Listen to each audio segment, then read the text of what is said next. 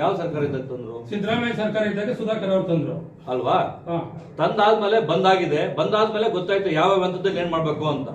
ಆ ಹಂತಕ್ಕೆ ಏನಾಗ್ಬೇಕು ಅಂತ ಹೇಳ್ತಾ ಇದೀವಿ. ಇವತ್ತು ಏನೆಲ್ಲ ಇದರಿಂದ ನಡೀತಾ ಇದೆ ಅಂತಕ್ಕಂಥದ್ದನ್ನ ನಾವು ಹೇಳ್ತಾ ಇರ್ತಕ್ಕಂಥದ್ದು. ಇವತ್ತು ಆಗೋಗಿರೋದ್ರ ಬಗ್ಗೆ ಬಿಟ್ಟು ಈಗ ಏನಾಗ್ಬೇಕಂತ ಚರ್ಚೆ ಮಾಡ್ತಾ ಇದೀವಿ. ನಾನು ಆಗೋಗಿರೋದ್ರ ಬಗ್ಗೆ ಯಾವ್ದು ಮಾತಾಡ್ತಾ ಇಲ್ಲ. ಈಗ ಏನಾಗ್ಬೇಕಂತ ಮಾತಾಡ್ತಾ ಇದೀವಿ. ಅಲ್ಲ, ಈಗ ಏನ್ ಆಗ್ಬೇಕು ಅನ್ನೋದನ್ನ ಕೂಡ ನೀವು ಜನಾಂದೋಲನ ಮಾಡ್ತೀವಿ ಅಂತ ಹೇಳ್ತಾ ಇಲ್ಲ. ಪತ್ರಿಕಾಗೋಷ್ಠಿ ಮಾಡ್ತೀವಿ, ಬೇಡಿಕೆ ಇಡ್ತೀವಿ, ಸರ್ಕಾರದ ಗಮನ ಸೆಳೀತೀವಿ ಅಂತ ಹೇಳ್ತೀರಿ ಹೊರತು ಈ ಬೇಡಿಕೆಗೆ ಜನಗಳ ಮೂಲಕ ಆಂದೋಲನ ಮಾಡ್ತೀವಿ ಅನ್ನೋ ಇಚ್ಛಾಶಕ್ತಿ ನಿಮ್ಮಲ್ಲಿ ಕಾಣ್ತಾ ಇಲ್ಲ. ಇವತ್ತು ತಮಗೆ ನಾನು ಸ್ಟ್ರೈಟ್ ಆಗಿ ಹೇಳಿದ್ದೀನಿ. ಅವ್ರು ಏನ್ ಇವತ್ತು ಒಪ್ಕೊಂಡು ಹೋಗಿದ್ದಾರೆ, ಮಾಡ್ತೀವಿ ಅಂತ ಏನು ಅನುಮೋದನೆ ಕೊಟ್ಟಿದ್ದಾರೆ, ಆ ಕಾರ್ಯಕ್ರಮ ಚಾಲನೆ ಮಾಡಿದ್ರೆ ಅಂದ್ರೆ ನಾವು ವೇದಿಕೆಯನ್ನು ಸೃಷ್ಟಿ ಮಾಡ್ತೀವಿ. ವೇದಿಕೆ ಮುಖಾಂತರ ರೈತರ ಜೊತೆ ಸೇರ್ಕೋತೀವಿ. ಯಾರೆಲ್ಲ ಏನೆಲ್ಲ ಮಾಡ್ತಾ ಇದ್ದಾರತಕ್ಕಂಥದ್ದನ್ನ ಅದು ಬಗ್ಗೆ ಧ್ವನಿ ಎತ್ತಿ ದೊಡ್ಡ ಮಟ್ಟಕ್ಕೆ ಹೋರಾಟ ಮಾಡ್ತೀವಿ ಅಂತ ಹೇಳ್ತಾ ಇದೀವಿ.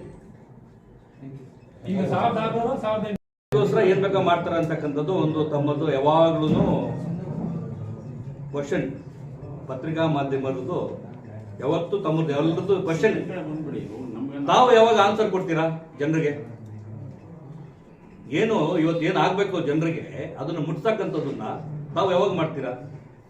ಇವತ್ತು ನಮ್ಮ ಸಂಪಾದಕೀಯಗಳನ್ನು ಓದಿ ಸರ್. ನೀವು ಅಲ್ಲಲ್ಲ, ನಾನು ಹೇಳೋದು ಏನ್ ಸಂದೇಶ ಅಲ್ಲಲ್ಲ. ಈಗ ನಾನು ಹೇಳಿರ್ತಕ್ಕಂಥದ್ದು ವಿಷಯ ಇಲ್ಲ. ಇವತ್ತು ಇರ್ತಕ್ಕಂಥ ಏನು ಈಗ ವಾಟರ್ ಡೈರೆಕ್ಟ್ ಆಗಿ ಹೋಗಿ ಬೋರ್ವೆಲ್ ಒಳಗಡೆ ಸೇರ್ಕೊಂಡು ನೀರು ಹೋಗಿ ಏನ್ ಎಫೆಕ್ಟ್ ಆಗ್ತಾ ಇರ್ತಕ್ಕಂಥದ್ದನ್ನ ತಾವು ಡೀಟೇಲ್ ಆಗಿ ಸ್ವಲ್ಪ ಬರೀರಿ. ಅಲ್ಲಲ್ಲ, ಈಗ ನಾನು ತಮ್ಮಲ್ಲಿ ಮನವಿ ಮೊದಲೇ ಬರ್ದಿದ್ದಕ್ಕೆ ಅದಕ್ಕೆ ಅನುಭವಿಸಿದ್ದೀವಿ. ಇವತ್ತು ನಾನು ಹೇಳ್ತಕ್ಕಂಥದ್ದು ವಿರೋಧವಾಗಿ ಬರೀ ಅಂತ ನಾನು ಹೇಳ್ತಾ ಇಲ್ಲ. ಜನರಿಗೆ ಏನು ತೊಂದರೆಗಳಾಗುತ್ತೆ ಇದರಿಂದ ಅಂತಕ್ಕಂಥದ್ದು ಮಾಹಿತಿ ನಾನು ವಿರೋಧ ಮಾಡಿ ಅಂತ ಹೇಳ್ತಾ ಇಲ್ಲ. ಯಾರ ಬಗ್ಗೆ ವಿರೋಧ ಮಾಡಿ ಅಂತ ಹೇಳ್ತಾ ಇಲ್ಲ. ಮಾಹಿತಿ ಚೆನ್ನಾಗಿ ಕೊಡಿ ಜನಗಳಿಗೆ ಅಂತ ಹೇಳ್ತಾ ಇದ್ದೀನಿ. ಸರಿ ಸರ್, ನೀವು ನಿಮ್ಮ ಪಕ್ಷದಿಂದ ಸಾಕಷ್ಟು ಹಣದುಬ್ಬರ ಏನು ಆಗ್ತಕ್ಕಂಥದ್ದು ಆಗುತ್ತೆ. ನೀರು ಬರಲ್ಲ 2 ವರ್ಷ ಅಂತ ಹೇಳ್ತಾ ಇದ್ದಾರೆ.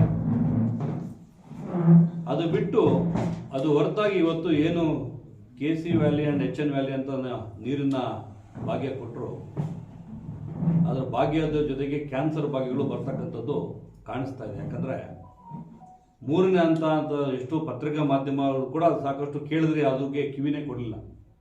ಮಂತ್ರಿಗಳು ಕೊಡಲಿಲ್ಲ, ಮುಖ್ಯಮಂತ್ರಿಗಳು ಕೊಡಲಿಲ್ಲ. ಆದರೆ ಶಿಡ್ಲಘಟ್ಟ ಚಿಂತಾಮಣಿಯಲ್ಲಿ ಇರ್ತಕ್ಕಂಥ ಮತ್ತಷ್ಟು ಕೆರೆಗಳಿಗೆ ನೀರು ತುಂಬತಕ್ಕಂಥದ್ದು ಯೋಚನೆ ಮಾಡಿದ್ದಾರೆ.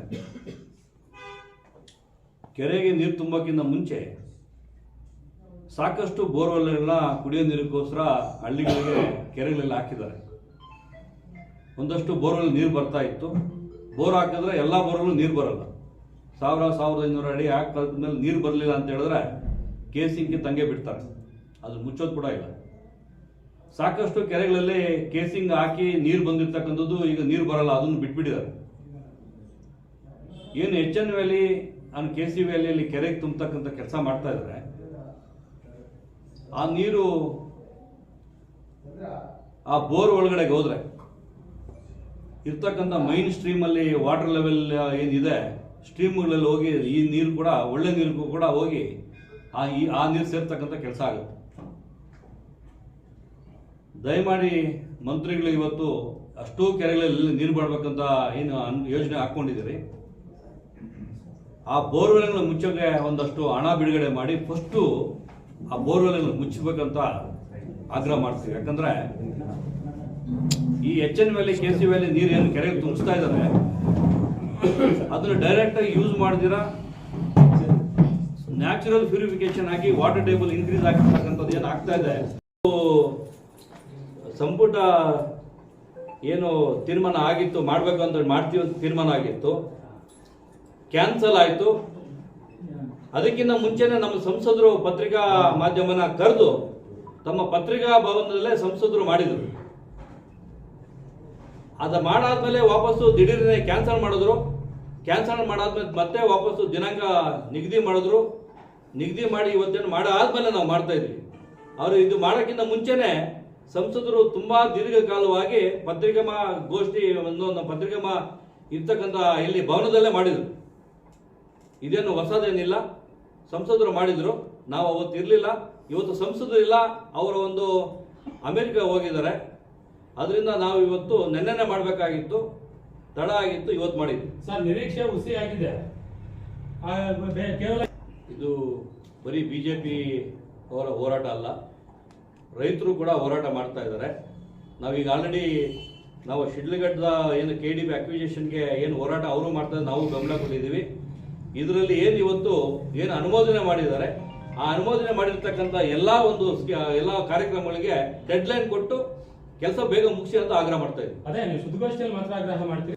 ಅವ್ರು ಏನು ತೀರ್ಮಾನ ತಗೊಂಡು ಮಾಡಿದ್ದಾರೆ ಅದನ್ನ ಮಾಡಲಿಲ್ಲ ಅಂದ್ರೆ ಹೋರಾಟ ಮಾಡ್ತೀವಿ. ಅಲ್ಲ ಈಗ ಮಾಡಿಲ್ಲ, ಇನ್ನೇನಿದೆ ಮಾಡೋದಕ್ಕೆ? ಅವರು ಎಲ್ಲಾ ಒಂದು ಕಾರ್ಯಕ್ರಮಗಳಿಗೆ ಮಾಡಿರ್ತಕ್ಕಂಥ ಕಾರ್ಯಕ್ರಮಗಳಿಗೆ 2 ವರ್ಷದಲ್ಲಿ ಒಂದು ತೀರ್ಮಾನ ಮಾಡಿ ಅವ್ರು 2 ವರ್ಷದಲ್ಲಿ ಎತ್ತಿನ ಹೊಳೆನ ಮುಗಿಸ್ತೀವಿ ಅಂತ ಹೇಳಿದ್ದಾರೆ.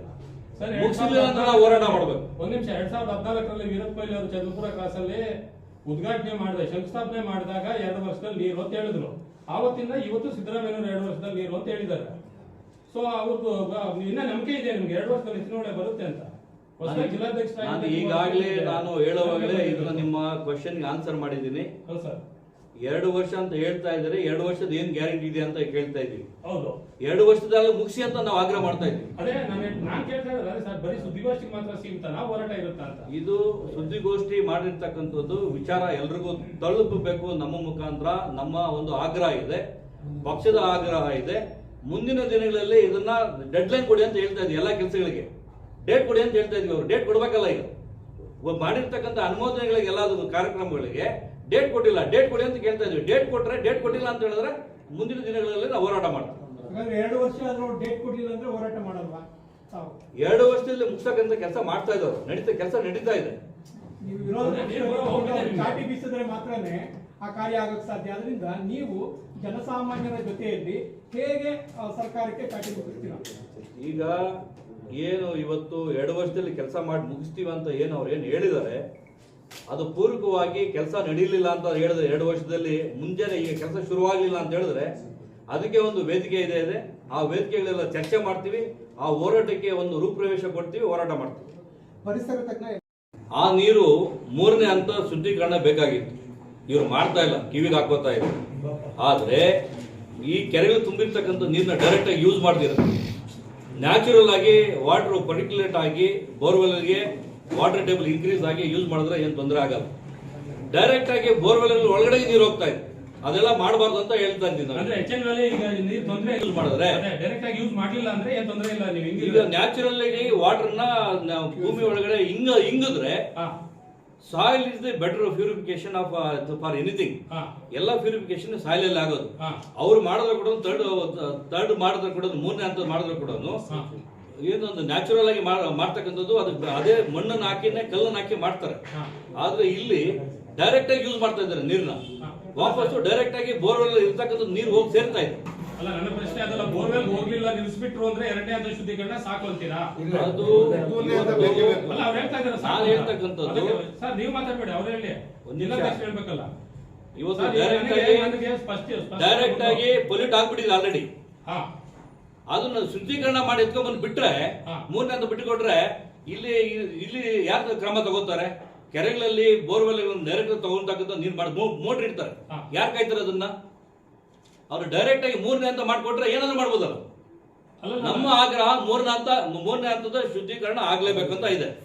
ಆಗ್ಲೇಬೇಕು. ಇದಕ್ಕೆ ಮೊದಲೇ ಹೇಳಿದ್ ನೀವು ಬೋರ್ವೆಲ್ ಮುಚ್ಚಿದ್ರೆ ಸಾಕು, ಅದಕ್ಕೆ ಅನುದಾನ ಕೊಟ್ಟರೆ ಸಾಕು ಅಂತ ಹೇಳಿದ್ರಿ. ನಾನು ಹೇಳ್ತಕ್ಕಂಥದ್ದು ಈಗ ಮುಂದಿನ ಬೋರ್ವೆಲ್ ಏನು ಕೆರೆ ನೀರು ಬಿಡ್ತಾ ಇದ್ರೆ ಚಿಂತಾಮಣಿ ಅಂಡ್ ಶಿಡ್ಲಘಟ್ಟಕ್ಕೆ ಬುಡಕ್ಕಿಂತ ಮುಂಚೆ ಬೋರ್ವೆಲ್ ಮುಂಚೆ ಅಂತ ಹೇಳ್ತಾ ಇದ್ವಿ. ಅದು ಅಲ್ಲಿಗೆ 2ನೇ ಹಂತ ಸಾಕು ಅಂತ ನಾವು ಅಟ್ಲೀಸ್ಟ್ ಇದನ್ನ ನೀವು ತಡೀರಿ ಅಂತ ಹೇಳ್ತಾ ಇದೀವಿ. ಇಮಿಡಿಯೇಟ್ ಆಗಿ ಮಾಡಿ ಅಂತ ಹೇಳ್ತಾ ಇದೀವಿ. ಅದು ಒಂದು ಅವಾಂತರನ ತಡೀರಿ ಅಂತ ಹೇಳ್ತಾ ಇದೀವಿ. ಬಟ್ ನೀರು ಬಿಡ್ತಕ್ಕಂಥದ್ದು 3ನೇ ಹಂತ ಶುದ್ಧೀಕರಣ ಮಾಡೋದನ್ನೇ ಬೆಟರ್, ಮಾಡಿದ್ರೆ ಒಳ್ಳೇದು. ಸರ್, HNVL ಯೋಜನೆ ತಂದಿದ್ದೆ ಈಗಿನ ಸಂಸದರಾದ ಸುಧಾಕರ್ ಸರ್ ಅವರು.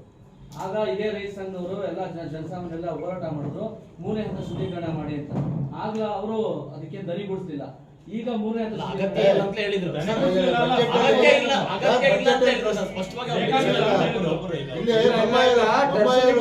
ಆಗ್ಲೇಬೇಕು ಅಂತಾನೆ ಸಂಪುಟ ಸಭೆಯಲ್ಲಿ ಚಿಕ್ಕಬಳ್ಳಾಪುರದ ಪತ್ರಕರ್ತರ ಭವನದಲ್ಲಿ ನಡೆದಂತ ಸುದ್ದಿಗೋಷ್ಠಿಯಲ್ಲಿ ಸ್ವತಃ ಅವತ್ತಿನ ಮಿನಿಸ್ಟರ್ ಆಗಿದ್ದಂತ ಜಿಲ್ಲಾ ಉಸ್ತುವಾರಿ ಸಚಿವರಾಗಿದ್ದಂತ ಡಾಕ್ಟರ್ ಕೆ ಸುಧಾಕರ್ ಅವರು ಮೂರನೇ ಹಂತದ ಶುದ್ಧೀಕರಣ ಅಗತ್ಯ ಇಲ್ಲ ಅಂತಂದ್ರು. ನಾವು ಸರ್ ವಿಜ್ಞಾನಿಗಳೆಲ್ಲ ಹೇಳಿದ್ದಾರೆ ಇದರಲ್ಲಿ ಇನ್ನೂ ವಿಷಕಾರಿ ಅಂಶಗಳು ಇರ್ತವೆ ಅಂದಾಗ ಆ ಥರದ್ದು ಏನಾರು ಇದ್ರೆ ಅದನ್ನ ಮುಂದೆ ಗಮನಿಸೋಣ, ಸದ್ಯಕ್ಕೆ ಅದರ ಅಗತ್ಯ ಇಲ್ಲ ಅಂತ ಸ್ಪಷ್ಟವಾಗಿ ಹೇಳಿದ್ರು. ಅಂದ್ರೆ ಒಂದು ನಿಮಿಷ ಸ್ಪಷ್ಟಪಡಿಸ್ತೀವಿ, ಬಿಜೆಪಿಯವರಾಗ್ಲಿ ಕಾಂಗ್ರೆಸ್ನವರಾಗ್ಲಿ ಯಾರೇ ಆಗಲಿ ಅಧಿಕಾರದಲ್ಲಿದ್ದಾಗ ಅಗತ್ಯ ಇಲ್ಲ ಅಂತ ಹೇಳ್ತಾರೆ, ಅಧಿಕಾರದಲ್ಲಿ ಇಲ್ಲದೆ ಇದ್ದಾಗ ಸಂಸ್ಕರಣೆ ಅಗತ್ಯ ಇದೆ ಅಂತ ಹೇಳ್ತಾರೆ. ಆಯ್ತಲ್ಲ, ಇದೇ ಡಾಕ್ಟರ್ ಕೆ ಸುಧಾಕರ್ ಅವರು ಕೂಡ 2 ವರ್ಷದಲ್ಲಿ ಎತ್ತಿನೊಳಗೆ ನೀರು ಬರುತ್ತೆ ಅಂತ ಹೇಳಿದ್ದಾರೆ. ಕುಮಾರಸ್ವಾಮಿ ಅವರು ಸಿಎಂ ಆಗಿದ್ದಾಗ 2 ವರ್ಷದಲ್ಲಿ ಎತ್ತಿನೊಳಗೆ ನೀರು ಬರುತ್ತೆ ಅಂತ ಹೇಳಿದ್ದಾರೆ. ಸದಾನಂದ ಗೌಡರು ಮುಖ್ಯಮಂತ್ರಿ ಆಗಿದ್ದಾಗ 2 ವರ್ಷದಲ್ಲಿ ಎತ್ತಿನೊಳಗೆ ನೀರು ಬರುತ್ತೆ ಅಂತ ಹೇಳಿದ್ದಾರೆ. ಬಸವರಾಜ ಬೊಮ್ಮಾಯಿ ಅವರು ಕೂಡ 2 ವರ್ಷದಲ್ಲಿ. ಕಾರ್ಮಿಕರು ಸಾಕಷ್ಟು ಗೂಡ್ ಮಾರ್ಕೆಟ್ ಅಲ್ಲಿ ಗೂಡ್ನ ರೇಷ್ಮೆ ತೆಗಿತಕ್ಕಂಥ ಕಾರ್ಮಿಕರು ತುಂಬಾ ಇದ್ದಾರೆ. ಅವರಿಗೆ ಸಾಕಷ್ಟು ಅವರಿಗೆ ಆರೋಗ್ಯ ಕೆಡ್ತಾ ಇದೆ. ಒಳ್ಳೆ ದರ್ಜೆಯ ಹಾಸ್ಪಿಟ್ಲ್ ತರ್ತಕ್ಕಂಥ ಕೆಲಸ ಮಾಡ್ತಕ್ಕಂಥದ್ದನ್ನ ಕೆಲಸ ಮಾಡ್ಬೇಕಂತ ಆಗ್ರಹ ಮಾಡ್ತೀವಿ. ಶಿಡ್ಲಘಟ್ಟದಲ್ಲಿ ಕೂಡ, ಚಿಕ್ಕಬಳ್ಳಾಪುರದಲ್ಲಿ ಇವತ್ತು ಮೆಡಿಕಲ್ ಕಾಲೇಜ್ನ ಏನು ಇವತ್ತು ದೊಡ್ಡ ಮಟ್ಟಕ್ಕೆ ಬಂದಿದೆ. ಈಗ ಸ್ಟೂಡೆಂಟ್ಸು ಸ್ಟಡಿ ಮಾಡ್ತಾ ಇದ್ದಾರೆ, ಆದರೆ ಅವರು ಕಾಲೇಜ್ ಹತ್ರ ಹಾಸ್ಪಿಟ್ಲ್ ಇಲ್ಲ. ಇವತ್ತು ಜಿಲ್ಲಾ ಕೇಂದ್ರಕ್ಕೆ, ಜಿಲ್ಲಾ ಹಾಸ್ಪಿಟ್ಲಿಗೆ ಬಂದು ಇವತ್ತು ಅವರು ಕಲಿತಕ್ಕಂಥ ಕೆಲಸ ಮಾಡಿರ್ತಾ ಇದ್ದಾರೆ. ಇಮಿಡಿಯೇಟ್ ಆಗಿ ಆಸ್ಪತ್ರೆನ ಅಲ್ಲಿ ಕಾಲೇಜಲ್ಲಿ ಮಾಡಿದ್ರೆ ಅನುಕೂಲ ಆಗುತ್ತೆ. ಅದನ್ನ ಬಿಟ್ಟು ಇವತ್ತು ಬೇರೆ ಯೋಜನೆ ತಗೊಂಡು ಮಾಡೋಕೆ ಹೊರಟ್ರೆ ಇವತ್ತು ಆರೋಗ್ಯ ಕೇಂದ್ರದಲ್ಲಿ ಏನಿದೆ ಫೆಸಿಲಿಟಿ ಕಡಿಮೆ ಇದೆ. ಕಾಲೇಜ್ ಹತ್ರನೇ ಒಂದು ಆಸ್ಪತ್ರೆ ಮಾಡ್ತಕ್ಕಂಥದ್ದು. ಎಲ್ಲ ಮೆಡಿಕಲ್ ಕಾಲೇಜ್ ಮಾಡಿದ್ರೆ ಅದೇ ಮೆಡಿಕಲ್ ಕಾಲೇಜಲ್ಲಿ ಆಸ್ಪತ್ರೆ ಇರುತ್ತೆ. ಸ್ಟೂಡೆಂಟ್ಸ್ಗೆ ಆಸ್ಪತ್ರೆ ರೋಗಿಗಳಿಲ್ಲ ಅಂತ ಹೇಳಿದ್ರೆ ಕಲಿಯೋಕ್ಕಾಗಲ್ಲ.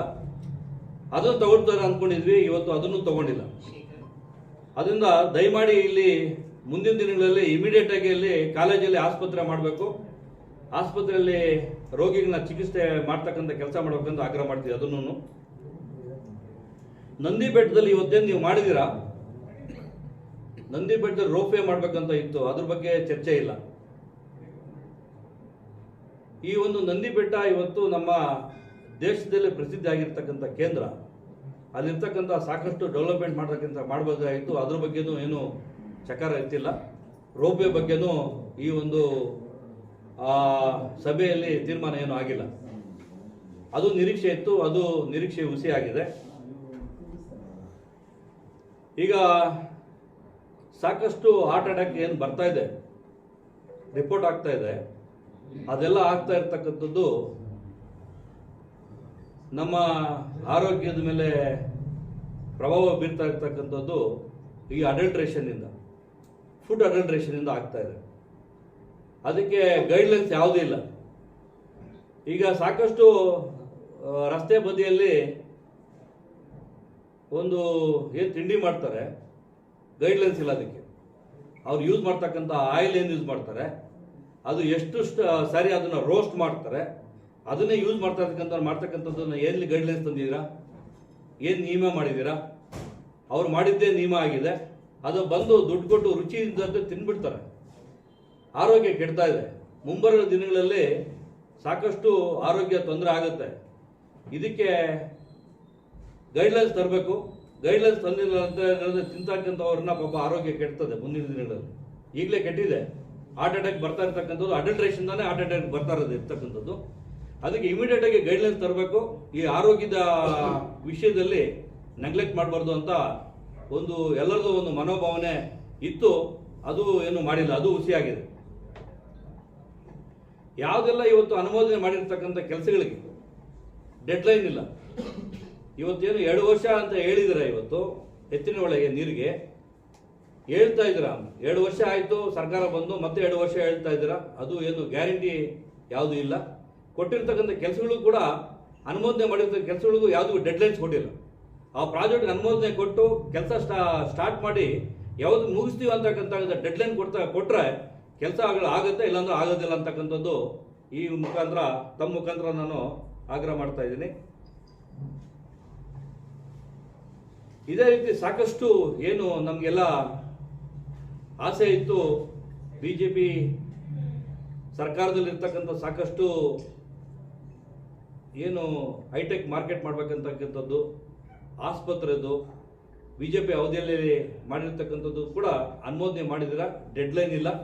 ಡೆಡ್ಲೈನ್ ಮಾಡಿ ಕೆಲಸ ಮಾಡಬೇಕಂತ ಏನು ಆಸೆ ಇತ್ತು, ಹುಸಿಯಾಗಿದೆ. ನಾವೆಲ್ಲ ಆಗ್ರಹ ಮಾಡ್ತಾ ಇದ್ದೀವಿ, ಅದಕ್ಕೆಲ್ಲ ಡೆಡ್ಲೈನ್ ಮಾಡಿ ಹಾಕಿ ಕೆಲಸ ಮುಗಿಸ್ಬೇಕಂತ ತಮ್ಮೆಲ್ಲ ಮುಖಾಂತರ ವಿನಂತಿ ಮಾಡ್ಕೊತೀವಿ, ಆಗ್ರಹ ಮಾಡ್ಕೊತೀವಿ. ಒಂದು ಪ್ರಶ್ನೆ ಇದೆ ಸರ್, ಈ ಆಗಿರೋ ನೀರು ಹೊರಗಡೆ ಹೋಗಿ ಕಲ್ಮಿಷ ಆಗತ್ತೆ. ಇವತ್ತು ಇಮಿಡಿಯೇಟ್ ಆಗಿ ಅದು ಎಫೆಕ್ಟ್ ಆಗಲ್ಲ. ಇವತ್ತೇನು ಹಾಸನದಲ್ಲಿ ಸುಮಾರು ಯುವಕರು ಹಾರ್ಟ್ ಅಟ್ಯಾಕ್ ಆಗಿ ಸಾಯ್ತಾ ಇದ್ದಾರೆ ಅಂತ ಏನು ವರದಿ ಬರ್ತಾ ಇದೆ, ಅದನ್ನ ಕಾರಣ ಹುಡುಕೊಂಡಿದ್ದಾರೆ. ಆ ಕಾರಣ ಇವತ್ತು ಒಂದೇ ದಿವಸದಲ್ಲಿ ಆಗಿರ್ತಕ್ಕಂಥದ್ದಲ್ಲ. ಸಾಕಷ್ಟು 10, 15, 20 ವರ್ಷದಲ್ಲಿ ಏನು ಕಾರಣಗಳಿದೆ, ಅದರಿಂದ ಇವತ್ತು ಆರೋಗ್ಯ ಕೆಟ್ಟು ಇವತ್ತು ಸಾಕಷ್ಟು ಯುವಕರು ಹಾರ್ಟ್ ಅಟ್ಯಾಕ್ ಇಂದ ತೀರ್ಕೊತಾ ಇದ್ದಾರೆ. ನಮ್ಮಲ್ಲಿ ಕೂಡ ಚಿಕ್ಕಬಳ್ಳಾಪುರ, ಕೋಲಾರಲ್ಲಿ ಕೂಡ ಮುಂದಿನ ದಿನಗಳಲ್ಲಿ ಇದರ ಎಫೆಕ್ಟು 10-15 ವರ್ಷದಲ್ಲಿ ಗೊತ್ತಾಗುತ್ತೆ. ಈಗಲೇ ಸಾಕಷ್ಟು ಕ್ಯಾನ್ಸರ್ ಬರ್ತಕ್ಕಂಥದ್ದು ಕಾಣಿಸ್ತಾ ಇದೆ. ನೀರಿಲ್ಲ ಅಂದ್ರೂ ಹೆಂಗಾದ್ರೂ ಬದುಕ್ಬೋದು, ಸ್ವಲ್ಪ ಎಲ್ಲಾದ್ರೂ ಬೇರೆ ಕೊಂಡ್ಕೊಂಡು ಈ ನೀರು ತಗೊಂಬಂದು ಯುವಕರಲ್ಲಿ, ವಯಸ್ಸಾಗಿರೋರಲ್ಲಿ ಈ ರೋಗಗಳು ಬರ್ತಕ್ಕಂಥದ್ದನ್ನ ತಡೆಯೋ ಕೆಲಸ ಮಾಡಿದ್ರೆ ಪುಣ್ಯ ಬರುತ್ತೆ ಇವರಿಗೆಲ್ಲ. ಸಿಂಪಲ್ ಕೆಲಸ, ಒಂದು ಗೈಡ್ಲೈನ್ಸ್ ಮಾಡಿಕೊಂಡು ಕೆರೆಯಲ್ಲಿ ಇರ್ತಕ್ಕಂಥ ಬೋರ್ವೆಲ್ಗಳನ್ನ ಕ್ಲೋಸ್ ಮಾಡ್ತಕ್ಕಂಥ ಕೆಲಸ, ಆ ಡೈರೆಕ್ಟಾಗಿ ಆ ನೀರನ್ನ ವ್ಯವಸಾಯಕ್ಕೆ ಉಪಯೋಗಿಸದೆ ಮಾಡ್ತಾ ಇರ್ತಕ್ಕಂಥ ನಿಯಂತ್ರಣ ಮಾಡೋದು. ಎಲ್ಲರೂ ಕೆರೆಗೆ, ಕಾಲುವೆಗೆ ಬೋರ್ ಮೋಟ್ರಲ್ಲಿ ಇಟ್ಕೊಂಡ್ಬಿಟ್ಟು ಡೈರೆಕ್ಟಾಗಿ ನೀರು ಹೊಡಿತಾ ಇದ್ದಾರೆ. ಅದು ನಿರ್ಬಂಧನ ಮಾಡಬೇಕು, ಅದಕ್ಕೊಂದು ಕಾನೂನು ತರಬೇಕು. ಆ ನೀರು ಯೂಸ್ ಮಾಡದೆ ಡೈರೆಕ್ಟಾಗಿ ವಾಟರ್ ಫಿಲ್ಟರ್ ಆಗಿ ಬೋರ್ವೆಲ್ನಲ್ಲಿ ವಾಟರ್ ಲೆವೆಲ್ ಇನ್ಕ್ರೀಸ್ ಆಗಿರ್ತಕ್ಕಂಥ ಬೋರ್ವೆಲ್ ಬಂದಿರತಕ್ಕಂಥ ನೀರು ತಗೊಂಡು ವ್ಯವಸಾಯ ಮಾಡ್ತಕ್ಕಂಥದ್ದು, ಕುಡಿಯೋ ನೀರು ಮಾಡ್ತಕ್ಕಂಥದ್ದು ಮಾಡಿದ್ರೆ ಒಳ್ಳೇದಾಗುತ್ತೆ. ಅದಕ್ಕೊಂದು ಆದ್ಯತೆ ಕೊಡಬೇಕು, ಅದಕ್ಕೊಂದು ಲಾ ತಗೊಂಡ್ಬರ್ಬೇಕು. ಏನು ಈಗ ತರಕಾರಿ ಬೆಳೀತಕ್ಕಂಥ ತರಕಾರಿಗಳಿಗೆ ಇವತ್ತು ಮಾವಿನ ಹಣ್ಣುಗಳಿಗೆ ರೇಟ್ ಇಲ್ದಿರ ಎಲ್ಲ ದಾರಿಗಳು ಸುರಿತಾ ಇದ್ದಾರೆ. ಇವತ್ತು ಶ್ರೀನಿವಾಸಪುರದಲ್ಲಿ ನೋಡಿದ್ರೆ ರೈತರು ಕಿತ್ಕೊಂಡು ಹೋಗಿ ಮಾರ್ಕೆಟ್ ಹಾಕೋದು ದುಡ್ಡು ಕೂಡ ಬರ್ತಾ ಇಲ್ಲ, ಕೂಲಿ ಬರ್ತಾ ಇಲ್ಲ. ಅದ್ರ ಬಗ್ಗೆ, ಟೊಮೆಟೊ ಬಗ್ಗೆ ಕೂಡ ಇವತ್ತು ನಿರೀಕ್ಷೆ ಇತ್ತು. ಅದ್ರ ಬಗ್ಗೆ ಕ್ಯಾಬಿನೆಟಲ್ಲಿ ಯಾವುದೋ ಒಂದು ಮಾತು ಕೂಡ ಮಾಡಿಲ್ಲ. ಅದು ನಿರೀಕ್ಷೆ ಕೂಡ ಹುಸಿಯಾಗಿದೆ. ಅದರ ಜೊತೆಗೆ ಬಾಗೇಪಲ್ಲಿಗೆ ಒಂದು ಭಾಗ್ಯನಗರ ಅಂತ ಒಂದು ಇವತ್ತೇನು ಕೊಟ್ಟಿದ್ದಾರೆ, ಹೆಸರು ಬದಲಾಯಿಸಿದ್ದಾರೆ. ಮತ್ತೆ ಅದ್ರ ಜೊತೆಗೆ ಅಲ್ಲಿರ್ತಕ್ಕಂಥ ನಗರ ಡೆವಲಪ್ಮೆಂಟ್ಗೆ ಅಲ್ಲಿರ್ತಕ್ಕಂಥ ಮೋರಿಗಳು ಓಪನ್ ಆಗಿ ಕೊಳಚೆ ನೀರು ನಿಂತಿದೆ, ಕುಡಿಯೋ ನೀರು ಸಮಸ್ಯೆ ಇದೆ, ರಸ್ತೆಗಳ ಸಮಸ್ಯೆ ಇದೆ, ಬೀದಿ ದೀಪಗಳ ಸಮಸ್ಯೆ ಇದೆ, ಅಲ್ಲಿ ಹಾಸ್ಪಿಟಲ್ ಸಮಸ್ಯೆ ಇದೆ. ಎಲ್ಲ ಸಮಸ್ಯೆಗಳಿಗೆ ಏನಾದರೂ ಒಂದು ಬಜೆಟ್ ಕೊಟ್ಟು ಅದನ್ನು ಹೆಸರು ಅನೌನ್ಸ್ ಮಾಡಿದರೆ ಒಳ್ಳೇದಾಗೋದು. ಹೆಸರು ಅನೌನ್ಸ್ ಮಾಡಿದರೆ ಮುಂದಿನ ದಿನಗಳಲ್ಲಾದರೂ ದುಡ್ಡು ಕೊಟ್ಟು ಅದನ್ನು ಇವರು ಭಾಗ್ಯ ಕಟ್ಕೊಳ್ಳಿ ಅಂತ ಆಗ್ರಹ ಮಾಡ್ತೀವಿ. ನಮ್ಮ ರೈತರು ಇವತ್ತು ಸಾಕಷ್ಟು ಜಮೀನನ್ನ ಕಳ್ಕೊತಾ ಇದ್ದಾರೆ. ಈ KDB ಲ್ಯಾಂಡ್ ಅಕ್ವಿಜೇಷನ್ ಆಕ್ಟಲ್ಲಿ ಮೊದಲೇ ಹೇಳಿತ್ತು, ಒಂದು A-B ಗ್ರೇಡ್ ಲ್ಯಾಂಡ್ನ ತಗೋಬಾರ್ದು, ವ್ಯವಸಾಯಕ್ಕೆ ಯೋಗ್ಯ ಇಲ್ಲದೆ ಇರ್ತಕ್ಕಂಥ ಲ್ಯಾಂಡ್ನ ಅಕ್ವಿಜೇಷನ್ ಮಾಡಿ ಕೈಗಾರಿಕೆ ಬರಬೇಕಂತಕ್ಕಂಥದ್ದು ಸಾಕಷ್ಟು ನಿಯಮ ಮಾಡಿದ್ದಾರೆ. ಆದರೆ ನಮ್ಮ ಶಿಡ್ಲಘಟ್ಟ ತಾಲೂಕಲ್ಲಿ ಜಂಗಮಗೌಡ ಹೋಬಳಿಯಲ್ಲಿ ಸಾಕಷ್ಟು ರೈತರದು ವ್ಯವಸಾಯ ಮಾಡ್ತಾ ಇರ್ತಕ್ಕಂಥ A and B ಗ್ರೇಡ್ ಲ್ಯಾಂಡನ್ನು ಅಕ್ವಿಜೇಷನ್ ಮಾಡಕ್ಕೆ ಹೊರಟಿದ್ದಾರೆ. ಅದನ್ನು ರೈತ ಸಂಘದವರು ಕೂಡ ಸಾಕಷ್ಟು ಹೋರಾಟ ಮಾಡಿದ್ದಾರೆ. ಅದ್ರ ಬಗ್ಗೆನೂ ನಿರೀಕ್ಷೆ ಇತ್ತು. ಅದು ಡಿಸಿಷನ್ ಕೈಗೆ ಏನು ತಗೊಂಡಿಲ್ಲ. ಈ ಕೈಗಾರಿಕೆಗಳಿಗೆ ಏನು ಜಮೀನು ತಗೊತಾ ಇದ್ದಾರೆ, ಉದಾಹರಣೆಗೆ ಏರ್ಪೋರ್ಟ್ ಆದಮೇಲೆ ಏರ್ಪೋರ್ಟ್ ಅಕ್ವಿಜೇಷನ್ ಮಾಡಿದ್ರು, ಏರ್ಪೋರ್ಟ್ ಆಗಿದೆ, ಒಳ್ಳೇದಾಗಿದೆ. ಅದ್ರ ಜೊತೆಗೆ ಏರೋಸ್ಪೇಸ್ ಮಾಡಿದ್ರು, ಹಾರ್ಡ್ವೇರ್ ಪಾರ್ಕ್ ಮಾಡಿದ್ರು, ತಿರುಗಿ ವಾಪಸ್ಸು ವಿಜಯಪುರದಲ್ಲಿ ಮಾಡಿದ್ದಾರೆ. ಅದಾದಮೇಲೆ ಕೈವಾರದ ಹತ್ರ ಮಾಡಿದ್ದಾರೆ, ಕೋಲಾರ ಹತ್ರ ಮಾಡಿದ್ದಾರೆ. ಸಾಕಷ್ಟು ಲ್ಯಾಂಡು ರೈತರು ತಗೊಂಡಿರ್ತಕ್ಕಂಥದ್ದು, ಲಕ್ಷಗಳಲ್ಲಿ ಕೊಟ್ಟಿರ್ತಕ್ಕಂಥದ್ದು ರೈತರಿಗೆ. 10-15% ಕೂಡ ಇನ್ನು ಇಂಡಸ್ಟ್ರಿ ಬಂದಿಲ್ಲ, 15 ವರ್ಷ ಆಗ್ತಾ ಇದೆ. ಆ ಲ್ಯಾಂಡ್ ಬೆಲೆ ಅವತ್ತು ಕೊಟ್ಟಿರ್ತಕ್ಕಂಥದ್ದು 10-20-30 ಲಕ್ಷ. ರೈತರು ಅವತ್ತು ಒಂದೇ ವರ್ಷದಲ್ಲಿ ಅದನ್ನ ಖರ್ಚು ಮಾಡಿ ಇವತ್ತು ಅವ್ರ ಮಕ್ಕಳೆಲ್ಲ ಪೂರ್ತಿ ಎಲ್ಲ ಲೇಬರ್ ಕೆಲಸ ಮಾಡೋಕ್ಕೆ, ಏರ್ಪೋರ್ಟ್ ಕೆಲಸ ಮಾಡೋಕ್ಕೆ ಹೋಗ್ತಾ ಇದ್ದಾರೆ. ಲ್ಯಾಂಡ್ ಅಕ್ವಿಜೇಷನ್ ಮಾಡಿ ಲ್ಯಾಂಡ್ನ ಕೈಗಾರಿಕೆಗಳಿಗೆ ಯಾರ್ಯಾರು ಕೊಟ್ಟಿದ್ದಾರೆ, ಆ ಕೈಗಾರಿಕೆಗಳಿಗೆ ಬೇಕಾದ ಅವಶ್ಯಕತೆ ಇದ್ದದ್ದು 10,000 ಅಡಿ ಅಂದರೆ ಅವ್ರಿಗೆ 10 ಎಕರೆ ಕೊಟ್ಟಿದ್ದಾರೆ. 10,000 ಸ್ಕ್ವೇರ್ ಫೀಟ್ ಕೂಡ ಫ್ಯಾಕ್ಟ್ರಿ ಮಾಡಿಲ್ಲ. ಇನ್ನು 10 ವರ್ಷ ಆದ್ರೂ ಇನ್ನ ಲ್ಯಾಂಡ್ ಹಂಗೆ ಖಾಲಿ ಇದೆ. ಕೈಗಾರಿಕೆ ಕೊಟ್ಟಿರ್ತಕ್ಕಂಥ ಲ್ಯಾಂಡ್ನ ಕೈಗಾರಿಕೆ ಮಾಡಿಲ್ಲ ಅಂದ್ರೆ ವಾಪಸ್ ತಗೊಂಡಿರ್ತಕ್ಕಂಥ ಕೆಲಸ ಯಾಕೆ ಮಾಡ್ತಾ ಇಲ್ಲ? ಮತ್ತೊಂದು ಕಡೆ ರೈತರನ್ನ ಬೆಳೆ ಬೆಳೀತಕ್ಕಂಥ ಹೂ ಬೆಳೀತಾ ಇದ್ದಾರೆ, ತರಕಾರಿ ಬೆಳೀತಾ ಇದ್ದಾರೆ, ರೇಷ್ಮೆ ಬೆಳೀತಾ ಇದ್ದಾರೆ. ಆ ರೇಷ್ಮೆ ಬೆಳೆದಿರ್ತಕ್ಕಂಥ ರೈತರಿಗೆ ಮಾರ್ಕೆಟ್ ಒಳ್ಳೇದು ಮಾಡಕ್ಕೆ ಹೊರಟಿದ್ದೀರಿ. ಇಲ್ಲಿ ರೇಷ್ಮೆ ತೋಟ ಕಿತ್ಕೊಂಡು ರೇಷ್ಮೆ ಬೆಳಿಲ್ಲ ಅಂದ್ರೆ ಮಾರ್ಕೆಟ್ ಎಲ್ಲಿ ದುಡ್ಡು ಬರುತ್ತೆ? ಕೈಗಾರಿಕೆಗಳಿಗೆ ಏನು ಕೊಟ್ಟಿದ್ದೀರಾ, ಕೈಗಾರಿಕೆ ಬಂದಿಲ್ಲ. 10-15 ವರ್ಷ ಆದ್ರೂ ಕೈಗಾರಿಕೆ ಬಂದಿಲ್ಲ. ಇನ್ನ ಲ್ಯಾಂಡ್ ಆಗ ಅವ್ರಿಗೆ ಬಿಟ್ಕೊಂಡಿದ್ದೀರಾ? ಅವ್ರಿಗೆ ಅವತ್ತು ನೀವು 1 ಕೋಟಿಗೆ ಲ್ಯಾಂಡ್ ಕೊಟ್ಟಿದ್ದೀರ, 1 ಎಕರೆ ಕೈಗಾರಿಕೆ ಮಾಡಕ್ಕೆ. ಇವತ್ತು 10 ಕೋಟಿ ಆಗಿದೆ. ಆ ರೈತ ಇವತ್ತು ಕೂಲಿ ಮಾಡ್ತಾ ಇದ್ದಾನೆ. ಕೈಗಾರಿಕೆ ಬಂದಿಲ್ಲ ಅಂತ ಹೇಳಿದ್ರೆ ಆ ಕೈಗಾರಿಕೆಗೆ ಜಮೀನು ತಗೊಂಡಿರೋನಿಗೆ ಇವತ್ತು 1 ಎಕರೆ 10 ಕೋಟಿ ಅಂತ ಹೇಳಿದ್ರೆ 10 ಎಕರೆ ತಗೊಂಡು 100 ಕೋಟಿ ಆಯ್ತು. ಆ ಮಾಲೀಕ ಇವತ್ತು ಕೂಲಿ ಕೆಲಸ ಮಾಡ್ತಾ ಇದ್ದಾನೆ. ಅವನಿಗೆ ಏನಾದರೂ ತಗೊಂಡ ಕೆಲಸ ಕೊಡ್ತಕ್ಕಂಥ ಕೆಲಸ ಮಾಡಿದ್ರೆ ಅದು ಮಾಡಿ. ಇದು ದೊಡ್ಡ ರೈತರು ಹೊಟ್ಟೆ ಮೇಲೆ ಹೊಡಿರ್ತಕ್ಕಂಥ ಸರ್ಕಾರ ಮಾಡ್ತಿರ್ತಕ್ಕಂಥ ಧೋರಣೆಗಳಿದೆ. ಇದನ್ನ ಸುಮಾರು 1-2 ಲಕ್ಷ ಎಕರೆಯನ್ನು ಇವತ್ತು ಅಕ್ವಿಜೇಷನ್ ಮಾಡಿ ಅದರಲ್ಲಿ ಎಷ್ಟು ಪರ್ಸೆಂಟ್ ನೀವು ಕೈಗಾರಿಕೆಯಲ್ಲಿ ಬಂದಿದೆ ಅದು ಲ್ಯಾಂಡ್ ಆಡಿಟ್ ಮಾಡಿ ಅದು ವರದಿ ತೋರಿಸ್ಕೊಳ್ಳಿ. ಕೈಗಾರಿಕೆಗಳು ಕಟ್ಟಿರ್ತಕ್ಕಂಥದ್ದನ್ನ ಆ ಪಾಲಿಸಿ ಮಾಡ್ತಕ್ಕಂಥದ್ದನ್ನ ಮುಖ್ಯಮಂತ್ರಿಗಳು ಮಾಡಿದ್ರೆ ಗೌರವ ಇರುತ್ತೆ ಅವ್ರಿಗೂ. 2 ಬಾರಿ ಮುಖ್ಯಮಂತ್ರಿಗಳಾಗಿದ್ದಾರೆ. ಆ ಮುಖ್ಯಮಂತ್ರಿಗಳಿಗೆ ಏನಾದ್ರು ಹೆಸರು ಬರಬೇಕು, ರೈತರು ಉಳಿಸಿದಾರಂತ ಆಗ್ಬೇಕು ಅಂತ ಹೇಳಿದ್ರೆ ಇದನ್ನ ಫಸ್ಟ್ ನೀವು ಆಡಿಟ್ ಮಾಡಿ. ಈ ಲ್ಯಾಂಡ್ ಆಡಿಟ್ ಮಾಡಿ ರೈತರ ಹತ್ರ ಕಿತ್ಕೊಳ್ಳೋದು ಕೆಲಸ ಬಿಟ್ಬಿಟ್ಟು ಕೈಗಾರಿಕೆಗಳು ಬರ್ತಕ್ಕಂಥ ಕೆಲಸ ಮಾಡಿ. ಕೈಗಾರಿಕೆಗಳು ಬರಬೇಕು ಅಂತ ನಾವು ಕೋರ್ತಾ ಇದ್ದೀವಿ. ಯಾಕಂದ್ರೆ ನಮ್ಮಲ್ಲಿ ಇರ್ತಕ್ಕಂಥ ಜಿಲ್ಲೆಯಲ್ಲಿ ಇರ್ತಕ್ಕಂಥ ಎಂಪ್ಲಾಯ್ಮೆಂಟ್ನ ಬೆಳೆಸಿ ಕೈಗಾರಿಕೆ ಬರೋ ಥರ